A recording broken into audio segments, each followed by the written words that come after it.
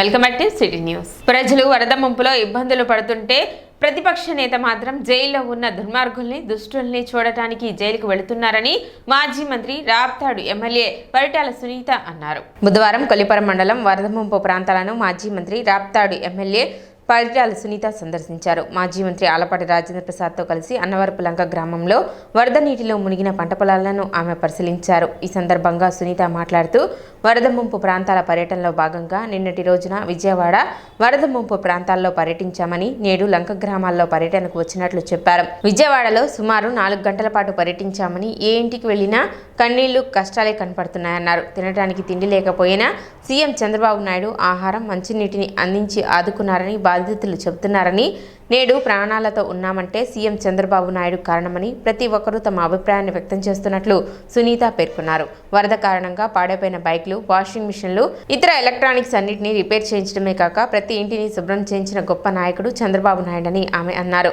అంతేకాకుండా నిత్యావసర సరుకులు ప్రతి ఇంటికి అందించి వారిని ఆదుకుంటున్నట్లు చెప్పారు.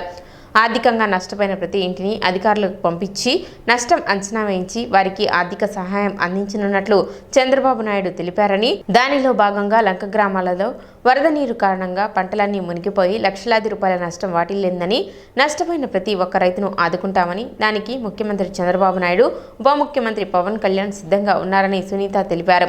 గురువారం ముఖ్యమంత్రి చంద్రబాబు నాయుడు లంక ప్రాంతంలో పర్యటిస్తారని, వరదల కారణంగా నష్టపోయిన ప్రతి ఒక్కరిని ఆదుకునేందుకు ప్రభుత్వం సిద్ధంగా ఉన్నట్లు పరిటాల సునీత తెలిపారు.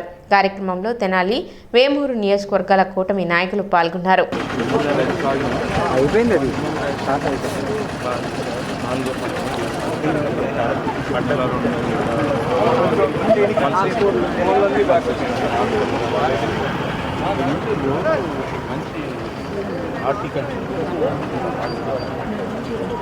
ఇంట్లో ఎంత పెట్టావు పెట్టుబడి 2 లక్షలు అయిపోయినా రెండు లక్షమ్మా కవులు కాక కవులు 60,000 అమ్మా, కవులు 60,000 పంట పోయినట్లే వెళ్ళిపోద్ది. రాదమ్మా వెళ్ళిపోద్దాం, 6 రోజులు అట్లా వెళ్ళిపోతుంది. ఈరోజు నిన్నటి దినం విజయవాడలో కూడా పర్యటించినాం.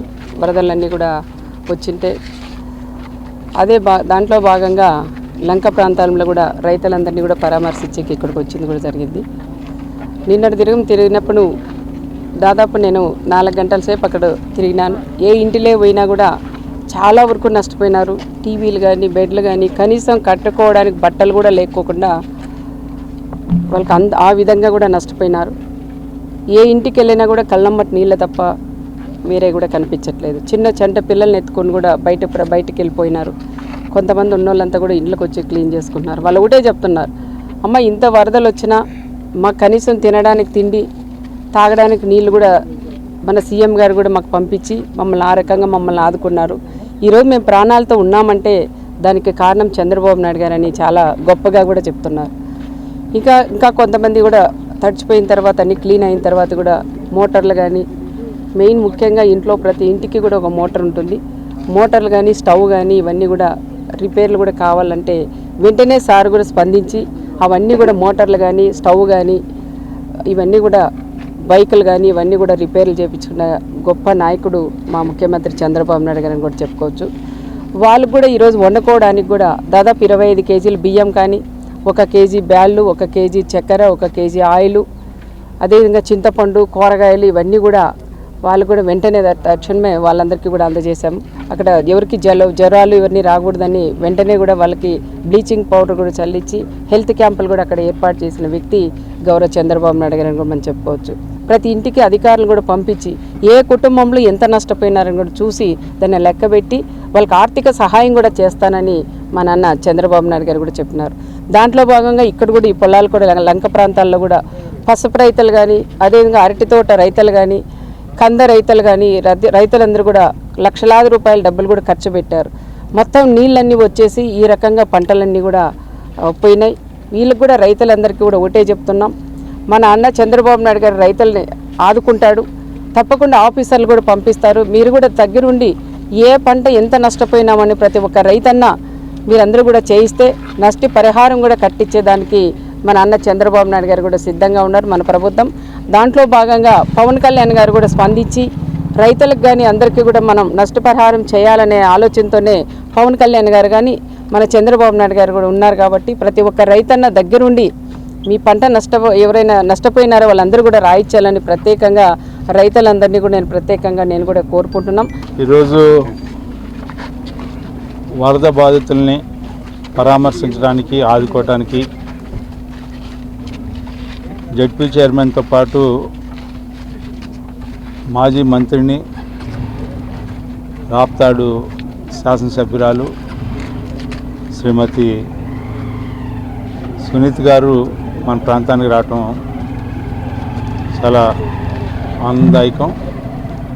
బాధలో ఉన్న వ్యక్తుల్ని పరామర్శించడానికి, బాధతో కూడిన వాళ్ళని నేనున్నానని సముదాయించడానికి విచ్చేయటం అనేది చాలా గొప్ప విషయం. ఎన్నో వందల మైళ్ళ నుంచి మన ప్రాంతంలో జరిగిన నష్టాన్ని, ఆ నష్టానికి నివారణ ఏంటి, ప్రభుత్వానికి తన వంతు సహాయం, ప్రజలకి ఎవరైతే నష్టానికి గురైనటువంటి వరద బాధితులకి తన వంతు సహాయం చేయటానికి ఇక్కడికి విచ్చేసినటువంటి గొప్ప వ్యక్తిత్వం ఉన్నటువంటి మహిళ మన సునీత్ గారు. గత 10 రోజుల నుంచి ఈ ప్రాంతం అంతా కూడా అతాకుతలం అయిపోయింది. ఈ ప్రాంతాల్లో ఉన్నటువంటి ఎవరైతే జీవనం చేస్తూ ఉన్నారో వాళ్ళందరినీ రక్షించుకోవడానికి వీళ్ళందరికీ క్యాంపులు పెట్టి ఇక్కడి నుంచి తరలించి అక్కడ 5-6 రోజుల నుంచి వరద తగ్గిన తర్వాత మళ్ళీ ఇక్కడికి వచ్చిన తర్వాత ఇక్కడ అన్ని వస్తువులు పోయిన సందర్భంలో, పంటలు కోల్పోయిన సందర్భంలో వాళ్ళందరికీ కూడా మేము ఉన్నామని చెప్పి మన ముఖ్యమంత్రి చంద్రబాబు నాయుడు గారు ప్రతిరోజు ఏదో ఒక రూపంలో వారికి సహాయం చేసే కార్యక్రమం కానీ, వారికి ఈ రకమైనటువంటి సహాయం మీకు అందిద్ది అని చెప్పే విషయంలో కానీ, లోన్లు రీషెడ్యూల్ విషయంలో కానీ, అదేవిధంగా ఇన్సూరెన్స్ వచ్చే విషయంలో కానీ, ఏ వస్తువుకి నష్టం జరిగినా కూడా ఆ వస్తువు తిరిగి మీకు వచ్చేలాగా చేసే బాధ్యత నేనున్నాను అని చెప్పినటువంటి నాయకుడు మన నాయకుడు. అదేవిధంగా ఇప్పుడే చెప్పాం, ప్రతిపక్ష పాత్ర వహించాల్సినటువంటి వ్యక్తి ఈ రోజున దుర్మార్గుల్ని, దుష్టుల్ని చూడటానికి జైలుకి వెళ్ళి ఈ రోజున నష్టాన్ని గురైన ప్రాంతాలను సందర్శించకుండా, పరామర్శించకుండా, ఆదరించకుండా, కనీసం మీరు ఏమీ చేయలేకపోయినా కనీసం కంటి చూపు కూడా లేనటువంటి పరిస్థితి. ఎందుకంటే మీరు కళ్ళుండి కబోదులు కాబట్టి మీకు ఈ ప్రపంచంలో ఏం జరుగుతుంది అనేది నష్టం గురించి, లేకపోతే కష్టం గురించి, బాధ గురించి మీకు ఎప్పుడు అంతుపట్టదు. కాబట్టి మీ వ్యవహార శైలి ఆ రకంగానే ఉంటుందని భావిస్తూ, ప్రాంతంలో అయినా సరే ఈ రాష్ట్రంలో ఈ వరద సందర్భంగా నష్టానికి గురైన ప్రతి ఒక్కరిని కూడా ఆదుకునేందుకు ఈ కూటమి ప్రభుత్వం మీ ముందు ఉంది అని చెప్పి ప్రజలకి హామీ ఇవ్వటానికే ఈ యొక్క పర్యటన అని చెప్పి మీకు మనం చేస్తాం. తెనాలి వ్యవసాయ సబ్ డివిజన్ పరిధిలో వరదల కారణంగా నష్టపోయిన పంట నమోదు ప్రక్రియ వేగవంతంగా జరుగుతుందని ఏడీఏ ఉషారాణి తెలిపారు. తెనాలి మండలంలో సుమారు 14,000 ఎకరాలకు పైగా వరి పంట సాగు చేయడం జరుగుతుందని, ఇందులో 6,000 ఎకరాలు ఇటీవల కురిసిన వర్షాలకు దెబ్బతిన్నాయని, దానికి గాను 2,000 ఎకరాల్లో ఎన్యూమరేషన్ పూర్తి చేసినట్లు ఏడీఏ ఉషారాణి తెలిపారు. మిగిలిన వాటికి బుధవారం సాయంత్రానికి సచివాలయం సిబ్బంది సహకారంతో పూర్తి చేయనున్నట్లు తెలిపారు. తెనాలి సబ్ డివిజన్లో ఉన్నటువంటి దుగ్గిరాల, కొల్లిపర, అలాగే తెనాలి ఈ 3 మండలాల్లో ఇటీవల కురిసినటువంటి భారీ వర్షాల కారణంగా దెబ్బతిన్నటువంటి మరి పంటలను ఎన్యూమరేషన్ చేయటం జరుగుతుంది. ఈ కార్యక్రమంలో భాగంగా మన తెనాలి మండలంలో మొత్తం 14,370 ఎకరాల్లో వరి పంట వేసుకోవడం జరిగింది. దానిలో 4,300 మొత్తంగా 6,700 ఎకరాల్లో మనకి వరి పంట ప్రధానంగా నష్టపోవటం జరిగింది. దానికి గాను మనకి ఇప్పటివరకు ఎన్యూమరేషన్ ఒక 2,000 ఎకరాల్లో కంప్లీట్ చేశాము. మిగిలినటువంటి 4,700 ఎకరాల్లో మనం ఈరోజు సాయంత్రానికి మరి సచివాలయం సిబ్బందిని కూడా వారి సహకారం కూడా తీసుకొని ఈ సాయంకాలానికి మరి ఎన్యూమరేషన్ ప్రక్రియ అనేది మనం కంప్లీట్ చేసుకోవాల్సి ఉంటుంది. అలాగే మన తెనాల్లో 1,100 ఎకరాల హార్టికల్చర్లో మరి ఎన్యూమరేషన్ కంప్లీట్ చేయడం జరిగింది. తెనాలి కబేళా వంతెన వద్ద గల నూకాలమ్మ తల్లి దేవాలయంలో చోరీ జరిగింది. గత అర్ధరాత్రి సమయంలో గుర్తు తెలియని దుండగులు దేవాలయంలోని హుండీ పగలగొట్టి నగదును అపహరించుకు వెళ్లారు.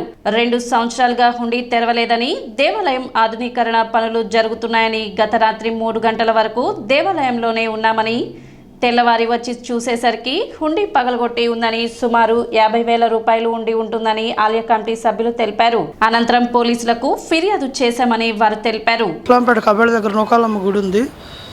ఈ గుడి మేమే చూస్తుంటాం, అందరం కమిటీ సభ్యులు అందరూ కలిసి చూస్తుంటాం. నైట్ 8 పూజ చేస్తున్నప్పుడు హుండీ అమ్మవారి పక్కనే ఉంది. ఉదయం లేచి చూస్తే క్లీన్ చేద్దామని చూస్తే హుండీ లేదు. హుండీ ఎత్తేసారు. దాదాపు ఉండి 2 సంవత్సరాల నుంచి ఓపెన్ చేయలేదు. దాదాపు అమౌంట్ కూడా చాలా ఉండొచ్చు, ఒక 50,000 వరకు ఉండొచ్చు లోపల. ఎప్పుడు జరగలేదు, ఇదే ఫస్ట్ టైము. అనుమానం అంటే బాలు అనే కుర్రాడు ఉన్నాడు, అబ్బాయి పేరు నిక్నేమ్ తాత అంటారు. ఆ అబ్బాయి మీద అనుమానం ఉంది. అదే కేసు పెట్టడానికి వెళ్ళాము. డోర్ లేదు. అంతకుముందు పాత గుడి ఉంటే పాత గుడి పడేసి రీమోడలింగ్ చేసాం. గుడి కట్టుబడి అవుతుంది, 1 by 1 వర్క్ జరుగుతుంది. డోర్లు ఇంకా పెట్టలేదు. మొన్నే లోపల గ్రానైట్ వేశారు. ఇక నెక్స్ట్ డోర్ పెడదామని చూస్తున్నాం. ఇంతలోపే జరిగింది సిచ్యువేషన్. నూకాలమ్మ తల్లి గుడి కమిటీ సభ్యులం మేము. మాది రాత్రి ఉండిపోయింది గుడిలో. ఇంతకుముందు ఎప్పుడు ఇట్లా జరగలేదు. ఈ మామూలుగా గుడికి పునఃస్థాపన చేసి రీమాలు చేద్దామని చెప్పి గుడి ఉండి తీసి పక్కన పెట్టాము.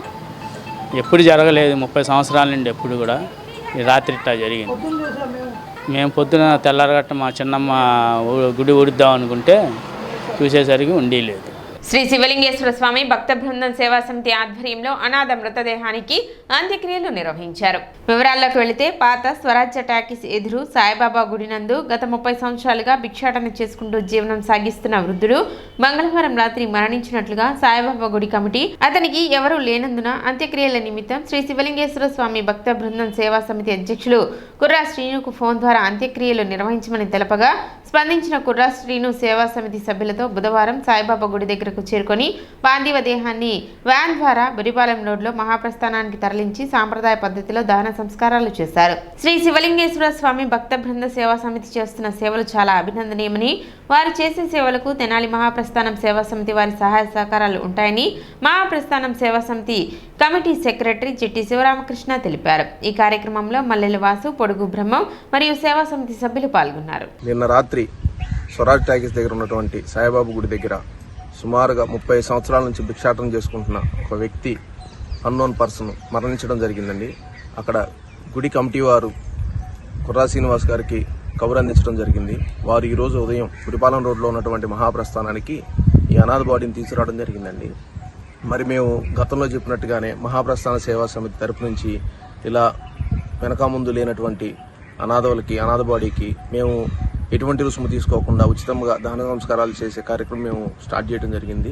మరి అందులో భాగంగానే ఈరోజు మేము ఈ అనాథ బాడీకి ఎటువంటి రుసుము తీసుకోకుండా మేము ఉచితంగా దహన సంస్కారాలు చేస్తున్నాము. స్థానిక స్వరాజ్యాల సెంటర్లో సాయిబాబు గుడి దగ్గర గత 35 సంవత్సరాలుగా భిక్షాటన చేస్తూ ఎవరు లేని అనాథగా బతుకుతున్న ఇతనికి 14 సంవత్సరాల నుంచి పక్షవాతం వచ్చి అతను ఎటుగా నడవలేని పరిస్థితిలో ఆ గుడి కమిటీ వారు అతనికి ఆశ్రయం కల్పించారండి. అట్లాంటి వ్యక్తి నిన్న సాయంత్రం మరణించగా గుడి కమిటీ వారు మాకు తెలియజేశారు. తెలియజేయగా మేము ఆ బాడీని శివలింగేశ్వర స్వామి చారిటబుల్ ట్రస్ట్, అమ్మ చారిటబుల్ ట్రస్ట్ వారి ఆధ్వర్యంలో మేము తెనాల్లో ఈ కార్యక్రమాలు ఎప్పటి నుంచో చేస్తున్నామండి. మండలంలోని జగడగొండపాలెం ప్రగడకోటయ్య నగర్లో పద్మశాలి యూత్ ఆధ్వర్యంలో నిర్వహిస్తున్న వినాయక చవితి ఉత్సవాల్లో డీఎస్పీ జనార్దన్ రావు పాల్గొని స్వామివారిని దర్శించుకున్నారు. నిర్వాహక కమిటీ సభ్యులు డీఎస్పీని సాదరంగా ఆహ్వానించి స్వామివారి దర్శనం అనంతరం దుశ్శాలువతో సత్కరించి ప్రసాదాలను అందజేశారు. అనంతరం అన్నప్రసాద వితరణ కార్యక్రమాన్ని డీఎస్పీ జనార్దన్ రావు ప్రారంభించారు. సుమారు 4,000 మందికి అన్నప్రసాదాన్ని పంపిణీ చేశారని తెలిపారు. కార్యక్రమంలో నిర్వాహక కమిటీ సభ్యులు, భక్తులు తదితరులు పాల్గొన్నారు.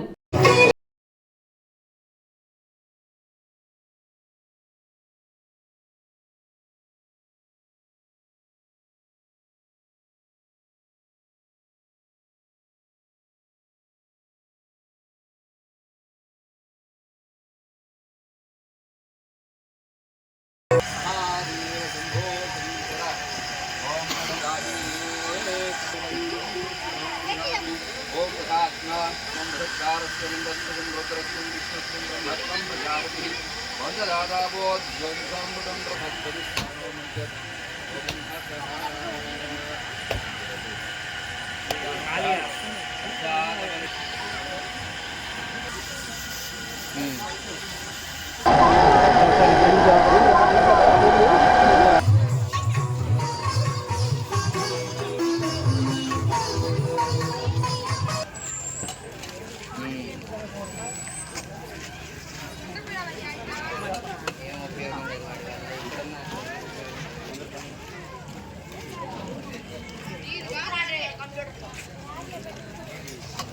సిటీ న్యూస్ ముగించే ముందు ముఖ్యాంశాలు మరోసారి.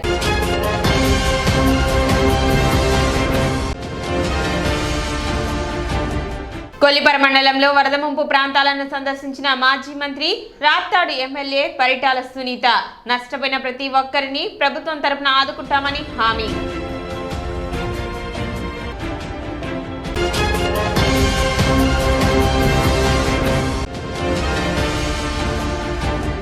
పట్టణంలో దోమల వ్యాప్తి చెందకుండా తగు చర్యలు తీసుకుంటున్నట్లు వెల్లడించిన మున్సిపల్ కమిషనర్ బండి శేషన్న.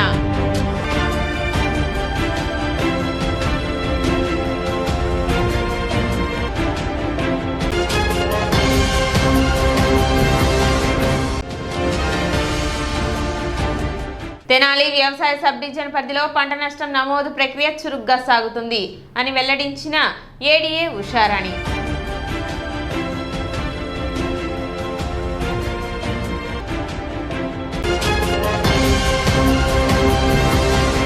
సిటీ న్యూస్ ఇంతటితో సమాప్తం. నమస్కారం.